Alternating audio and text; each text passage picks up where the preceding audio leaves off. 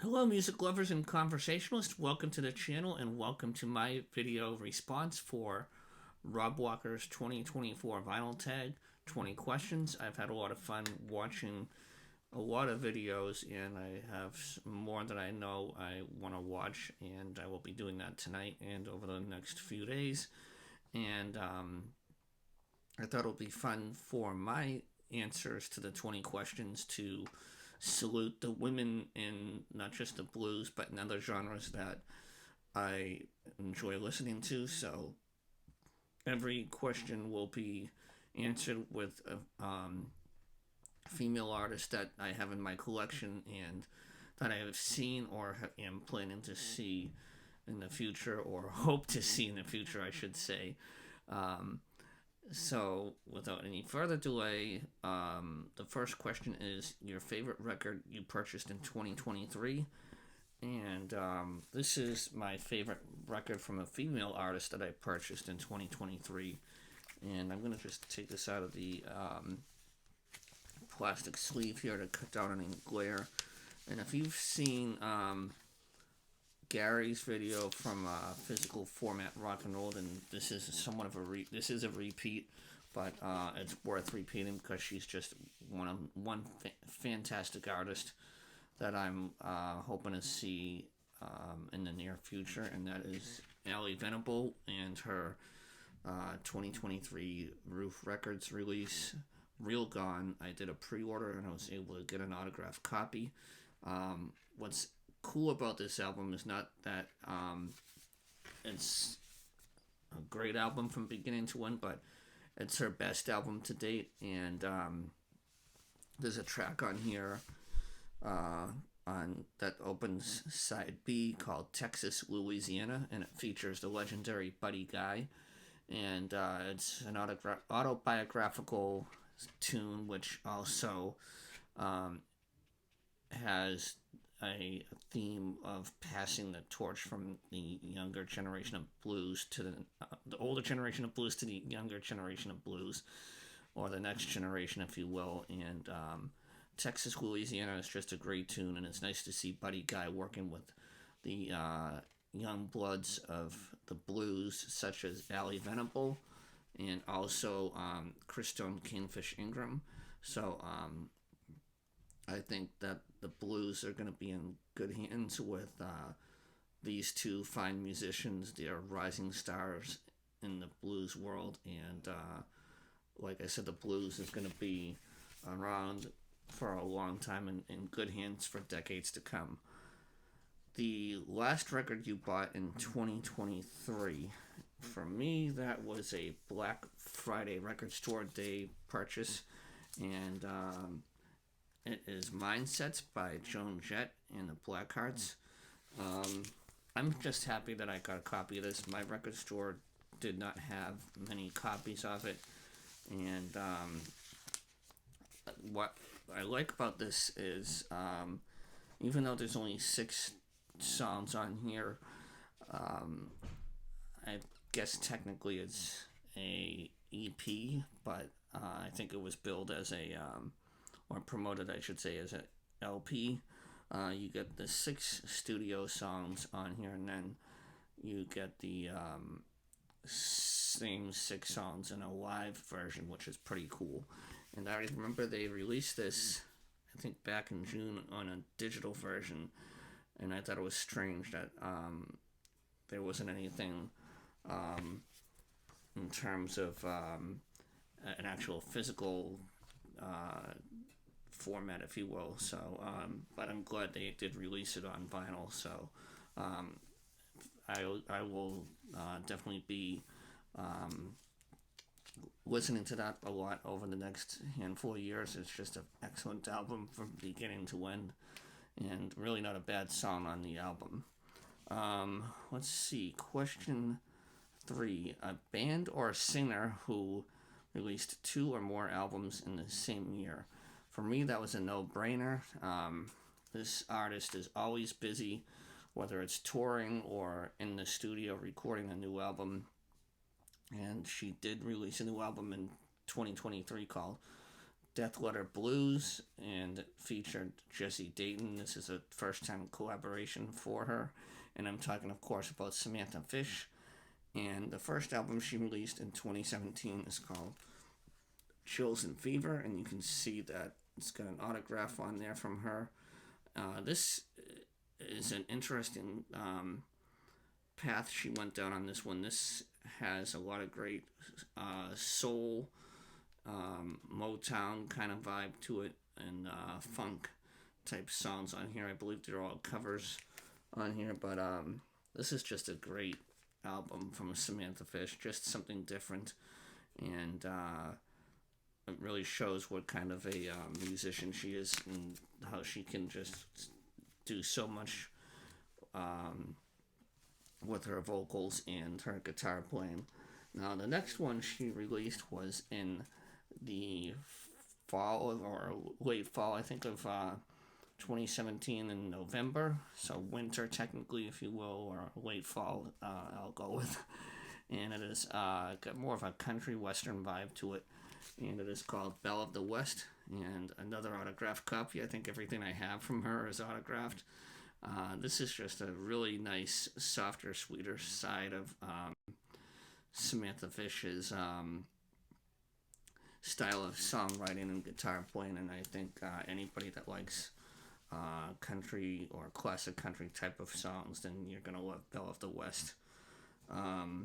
Question 4 is, if you could only listen to music from one decade, which decade would you choose? Well, that would be the 70s, because one, we had the founding of, or the birth of, Alligator Records, due to the recording of Hound Dog Taylor and the House Rockers' debut album, which was recorded by Bruce Glauer, the founder and president of Alligator Records, which is now one of the premier, or the premier blues record labels in not just the country but the world. They have had so many legendary artists on there, from Albert Collins to Tinsley Ellis, Selwyn Birchwood, Shamika Copeland, and Chris Tone, Kingfish Ingram, to name a few. Now the next one here I don't have an answer for. Maybe I do and I overlooked it in my collection. Show a question 5. Show a record by a band or a singer from Manchester. Unfortunately, I do not have anything for that question. So onward to number 6. Which band or singer did you listen to the most in 2023? This artist is a country musician with a kind of a classic country vibe to her. She is known for sounding like Patsy Cline, and I discovered her on a YouTube channel about a year ago, maybe a year and a half ago, for Jason Coleman. Jason Coleman is a country piano player and is the grandson of the late great Floyd Kramer, who, as we know, is credited for inventing the Slipknot style, which Jason also plays in. And Jason has collaborated with, or worked with, several musicians on his weekly Sunday shows from his living room, such as Charlie McCoy and this one here, Mandy Barnett, and she is just phenomenal. I love her voice. A really strong, classic type of country sound to her, and like I said, she sounds just like Patsy Cline. And if you were to close your eyes, you would think that you were listening to Patsy Cline. But the two of them, her and Jason Coleman, did a real nice tribute show to Patsy Cline. And fun thing about Mandy Barnett is that she's been, I guess, fun fact, she's been on the Grand Ole Opry. She's performed there over 500 times, and I believe they inducted her into the Grand Ole Opry Hall of Fame on her birthday a couple of years back. So that's really an honor, I think. So check her out, and you'll definitely be hearing more about her on my channel in the future. Question 7, show 7 inches. Unfortunately, I only have one to share with you, and that is Larkin Poe, and this is an acoustic companion. They have four songs on here. I think they just picked songs from random, from what I can tell, for their albums. And this is just a clear, basic type of 45, but it really sounds great. And I like, I just like the sound that they have in showing their acoustic picking on the guitar. It's just a cool, as the title says, companion to have. So that's the only 7-inch that I have, or 45. Question 8 is your imaginary dinner party.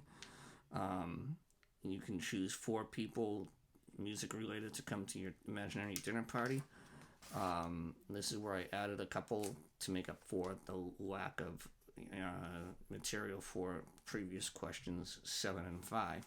The first one is the legendary Shamika Copeland, the talented award-winning Shamika Copeland. She's the daughter of the late great Johnny Copeland, and this is her most recent album off of Alligator. She would be first on the list. And if you have heard if you listen to Sirius XM radio in your car or whatever, and you put on BB King Bluesville, you may have heard her voice. She has her own radio show, and it's an excellent show. Next is a British pianist, singer-songwriter in the blues and roots genres, and her name is Els Bailey. This is Shining in the Half Light. This is an excellent album, and definitely makes me want to listen to more of her music, and I'm sure I'll be sharing more of her music as I purchase music from her in the future. Next on the list is a musician that is known in not just north of the border in Canada, but has made a name for herself in the Texas blues scene. And she released a live album a couple of 3 or 4 months ago, I think it was, from Austin, and I'm going to be picking that up soon, and it's none other than Sue Foley. And this is her most recent studio album, I believe, called Pinky's Blues. Solid rocker of an album for anyone that loves blues, guitar, and she's one of the best in the business, and hopefully I'll get to see her at one point. And she's definitely in the top of my list for musicians that I want to see in 2024, or hopefully in the near future. So now, to mix it up a bit, I thought it would be fun to add a little country in the mix for the dinner party, and this is the only album I have for this artist, but it's just going to change real soon this year. And one of the artists that I want to add to in terms of collecting, and that is Dolly Parton and her album Run Rose Run, which is kind of has been dubbed as the soundtrack to the James Patterson novel of the same title. Really solid album, and I'm glad to have at least one album of Dolly Parton's in my collection. And last but not least, we're going to go with a little reality TV flair to really mix things up. She is known for her roles on fan favorite reality shows Miami Ink, and she later got her own show called LA Ink, and I'm talking about Kat Von D, the talented tattoo artist, and she has put out an album called Love Made Me Do It, which I think it's been out for a couple of years now, but just a great album. It's got a different sound, kind of a lot of electronica type sound to it, but she also does play the piano in it, I believe. Just a interesting, fun album and something different in my collection. So she's also on the list, the legendary Kat Von D. for the dinner party. Next is question number 9. We lost them in 2023. Choose one musician who passed away then in 2023, and I'm going to go with Tina Turner. I do not have anything from her, but she died on my birthday, May 24th, 2023, so I thought it would be fun, or not fun, but appropriate, I should say, to add her as the one artist that we lost in 2023. Number 10, imagine you could only listen to music from one country. Which country would it be? It would be the United States, mainly because of the blues. I know a lot of British bands, such as the Stones, Zeppelin, Cream, to name a few, John Mayall, of course, were heavily influenced from blues musicians here and made blues more popular in the States, but I'm going to have to go with the United States because of the blues. So let's see. Name 3 vinyl channels that you discovered in 2023. All 3 of these channels are excellent channels. I love a lot of the music they show, and I am looking forward to seeing one of the videos they have, and they are, in no particular order, Marsha P., who a lot of us know, and she's got a great channel. I like her stuff, as does Maria Wesley, and also Monty Muse, which I think that's how you pronounce the first part of the name, who I discovered from Tony over at Two from the Trunk. And those are the 3 channels that I discovered in 2023 that are worth checking out. And I think you'll like them all. Question 12, show a record you bought when you were a teenager.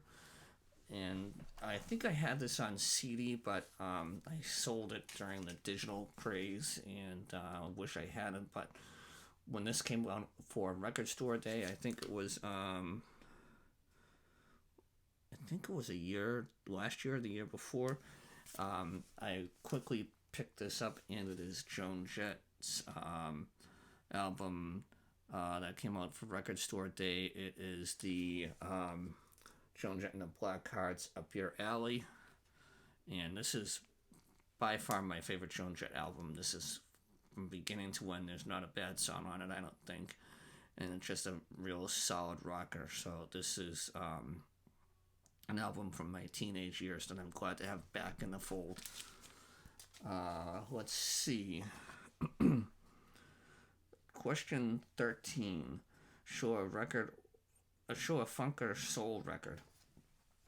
And that is from none other than the saxophone virtuoso saxophonist Vanessa Collier. This is her live album, live at Power Station, and this is just a great time capsule, if you will, of and showcase of her style of playing. She is just a fantastic multi-instrumentalist. She also plays a resonator, and you can see my cheat sheet there for the number, which question it is. She's just a phenomenal musician all around, and always puts on a great show. So Vanessa Collier, live at Power Station, is my soul or funk, in which are both included in her style of playing. Question 14. Show a record you think everybody has, and then show a record that you think nobody has. For that one, I have Cheap Thrills with, of course, the late great Janis Joplin on it. I'm sure everybody has at least one copy of this in their collection. And for the album that nobody has, or I don't think anybody has, and this is one of my very good friends in the blues world, and when I was looking for a blues teacher, to teach me blues on the piano. She was unfortunately at the time not teaching anybody, but fortunately for me, I did find a really great piano teacher, and I'm still taking from him to this day. His name is Matthew Ball, Michigan-based piano player. Check him out on YouTube, known as the Boogie Woogie Kid. But for this particular album that I don't think anybody has, my friend Eden Brent from Mississippi, and this is her album Mississippi #1, and she assigned it for my piano playing soul brother. I call her my piano playing soul sister. I've gotten the chance to hang out with her on several occasions.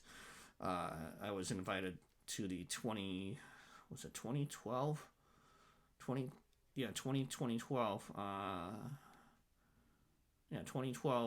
Blues Music Awards in Memphis, where she was nominated for the Pinetop Perkins Award, but I think she lost out to Marsha Ball. And just a fun time and a great person, and someone that I'm going to show more of in future videos. Question 15. She's Great, a record by a female artist you bought in 2023. And this particular artist, I remember showing her in an earlier video, and MGK Boston commented on it saying, "Oh, Gary's girlfriend." So, and I still chuckle about that. And this is, of course, Doro, and this is her latest album, Conquerors, Forever Strong and Proud. I love the album cover on here. Great album. Doro still shows that she can kick butt, and still sounds great. And anytime I get a chance to get something of hers online, I will. It's hard to find something from her in the stores, but every once in a while I hope I will find something, and it never happens, but one day I will. Let's see. Question 16. This is the favorite video you posted on your channel in 2023 and your favorite video you watched in the VC. I don't really have a favorite video that I made, but in terms of favorite videos, I like these kind of videos where you have to get creative, and also the ones that, again, MGK Boston does, where he does the spell, like for Christmas he did Spell Santa, or in the summer he did Spell Summer. I like those creative type videos because it gets me in a more creative mode or mood, if you will, and I have fun doing these. So really no definite or specific video from a channel, but that's my answer for question 16. Question 17. Show me a record you describe as a 90s classic. For me, the artist was easy to pick.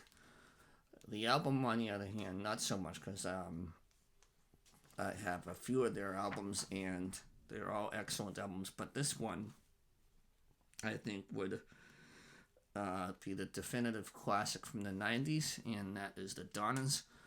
Their album, American Rock and Roll Machine, American Teenage Rock and Roll Machine. I always leave out one of the words in the title. Sorry about that. Excellent album. This is one that will leave you breathless from the end. This is just an explosive album from beginning to end, and a really take no prisoners type of album. And it's one, even if you're not a punk rock fan, this should definitely be in your collection. So the Donnas, American Teenage Rock and Roll Machine. I said it the right way and didn't botch it. Question 18. If you could walk into the cover, look through your collection, and choose a record cover you'd like to be a part of, and I know I already mentioned her in the third question. She was the answer for, but I'm gonna go with Samantha Fish. And yes, once again, a signed copy. This is my all-time favorite Samantha Fish album called Wild Heart, which she ended up naming her record label after. And not so much the front cover, but I really dig the back. It's kind of got a sci-fi fantasy type album vibe to it on the back of the album cover, and I would just like to jump on in the back of that album cover there. That's just really cool, and hang out with Samantha. I guess you can tell that I'm a fanboy. So let's see. Question number 19. It's like a greatest hits. You show a record you're so familiar with that it feels like a greatest hits album. For me, this artist was the first artist and only artist that popped into my mind, and she is one of the first musicians in the blues that really spoke to me, along with Hound Dog Taylor, and it is none other than Susan Tedeschi, and I saw her a few times back in the day when she was a solo artist. And this is her debut album called Just Won't Burn. And this is the 25th anniversary release that I was able to pick up last year. And I'm very happy to have this in vinyl. And I will be featuring her on a Friday 1st video in the near future, so stay tuned for that. Just a solid album from beginning to end. And I definitely want to see her and Derek Trucks together sometime soon. I think that'll be a great live show. And last but not least, and if you've made it this far and are still conscious and not zoned out or whatever, I really appreciate it. Show me an album that was released in 1974. And that is from the great Grammy Award-winning superstar of the blues, the one and only Bonnie Raitt, with her 1974 album Streetlights. And I think I said that correctly because, yes, Streetlights. I keep wanting to call it Searchlight because I don't know why, it's just a mental thing, but it's just a great album, and it's my only Bonnie Raitt album, but I'm definitely going to be making more of an effort to expand my Bonnie Raitt collection. So thank you all for watching as I saluted the women of blues, rock, punk, and country, and most everything in between, for my response to Rob Walker's 2024 vinyl tag. It's been a lot of fun, and I will definitely be watching more of your videos, and can't wait to see what everybody has in store for the new year. Happy New Year, everybody, and I thank you so much for watching, and I'll see you soon. Take care. Bye-bye.